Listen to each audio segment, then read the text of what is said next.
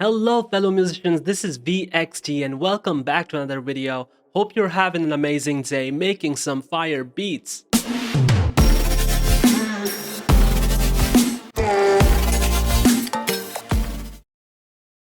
Today, let's talk about why it's so important to get your 808s and kicks balanced in your mix. Now, as most of us know, having a good mix really depends on having a really clean low end without much muddiness. So in this video, I'm gonna show you these 4 simple tricks that can make your beats sound professional and instantly a lot better. So without any further ado, let's go! Now, the first and foremost mistake that I see with most beginner amateur producers is that the kicks and the 808s are hitting at the exact same time, almost the exact same frequencies. Now, this isn't a bad thing in itself, and many professionals do this to bolster their low end in the mix. However, this can really cause muddying up your mix, especially when you have 808s kicks that are distorted and hitting at the exact same time, trying to fight for the exact same space in the mix. So let's look at a mix here.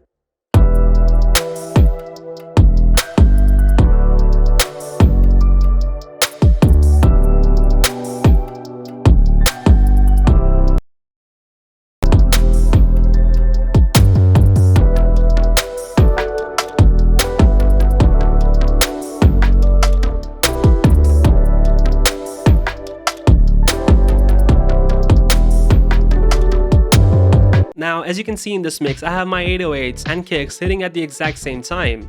So the way I would fix this here is by removing the kick during the hook sections for the section A, and then during section B, I'll get rid of the 808s, except I'll keep the last bar, just to have that sliding effect. And let's hear how it sounds now.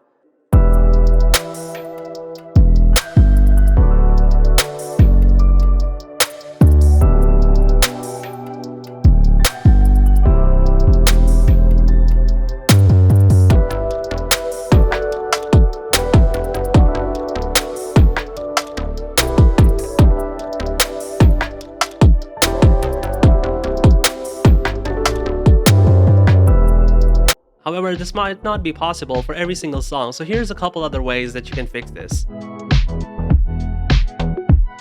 Now, every producer knows what an EQ is and how it works. It's probably the first tool that you discovered when you got into music production. But the most important part of it is to know when and how to use an EQ. So to get a good balance between your kick and your 808, you would want to find the most dominant frequency of either of the elements and then duck the same frequencies for the other elements so that there is space in the frequency range for each of those elements. Let me show you with this example beat I was working on. So let's listen to this beat without any effects or EQing applied, where the kicks and 808s are playing at the exact same time, just to see what's happening in the mix.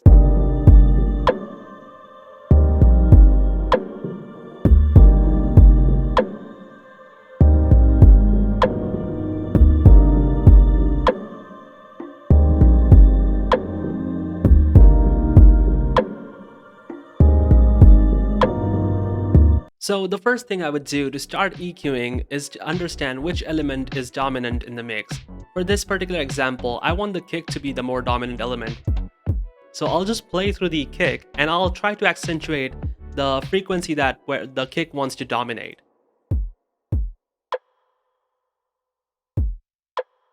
So I feel like I'm happy somewhere around this 80 Hz range is where my kick's fundamental frequency is supposed to be. And now to counterbalance this, what I'll do is I'll go into an EQ on my 808 channel and I'll start cutting the frequencies around 80 Hz. Now, I'm not affecting either of the channels by more than 3 dB, yet you can hear the difference once the kick and the 808 start playing together. Now, what's happening is, since we're taking out the 80 Hz frequency from the 808, it's losing a lot of its body. So what I would usually do is find out the fundamental frequency of where the 808 can now dominate, boost that frequency on the 808, so the 808 has its own space to breathe as well. So here's without the EQs how it sounded.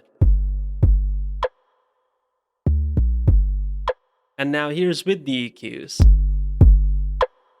And let's hear it how it sounds in the mix now.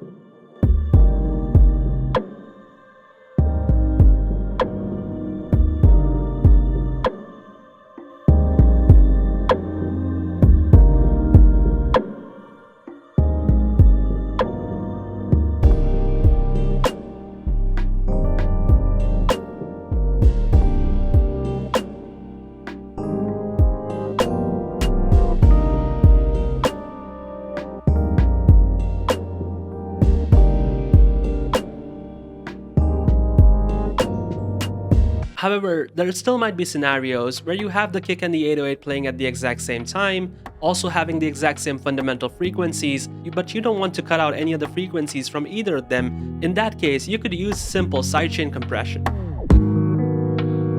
Now, sidechain compression is pretty simple. It's basically applying compression to one signal, but based on the level of another signal. And in most hip-hop music, we can assume that the kick is gonna be more of a transient-y kind of sound, whereas the bass or the 808 sound that comes in afterwards is more sustained. So what we basically want to do is we want to apply a ducking effect on the 808 when the kick hits. Let me show you how to do that. Now, this was just a pattern I was working on, but I have the 808s and the kicks hitting at the exact same time here, and let's see how it sounds without any mixing applied.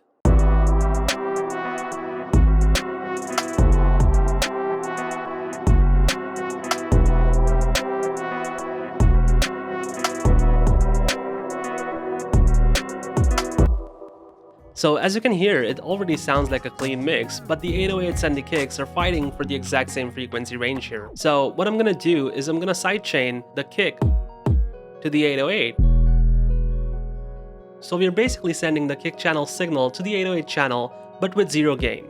And now on the 808 channel, you can open up a compressor. I'm gonna go with the Fruity limiter, but you're free to use any other compressor that you want. If you go into the compressor mode in sidechain, you can pick the kick channel as your sidechain now. So what I'm gonna do is start adjusting my threshold. Usually I start out with a value of around -6 dB, lower than the peak of my kick, and a ratio of around 3.5 to 4:1. So that way we can actually hear the 808 pumping.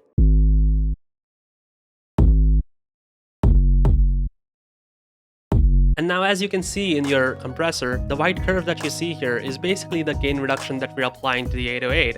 Now, I don't want this to be as audible, so I'm gonna set the attack time really low, somewhere around 5 milliseconds or so. And then I'll start with the release time of really high so that it's audible, and then cut it back down until I start hearing the artifacts of the sidechain compression, and then I'll open the release back up.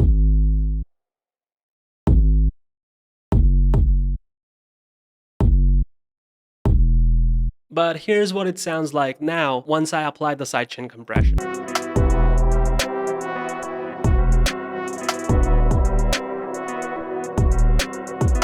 Now see how much difference that makes. It just cleans out the mix so much. However, in certain cases, if your 808 is also occupying mid or high frequencies where the kick is not actually playing, the ducking effect can become really audible, and that might not be the expected result that you're going for.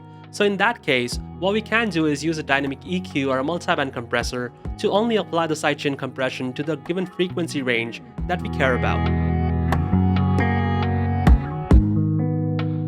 Now, the way I want to mix this is I want my 808s to duck in volume, but not the entire section since I have some saturation going on and I do want that saturation to come through in the mix.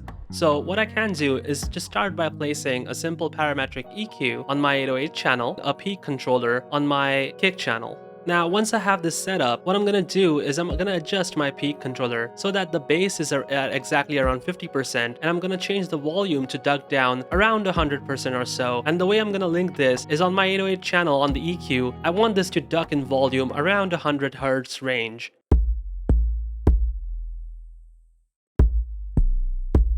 So as you hear, the 808 is only ducking in volume at and around 100 Hz, but the high frequencies have their own space to breathe. So this is how it sounds now with the rest of the mix once this selective sidechain compression is applied.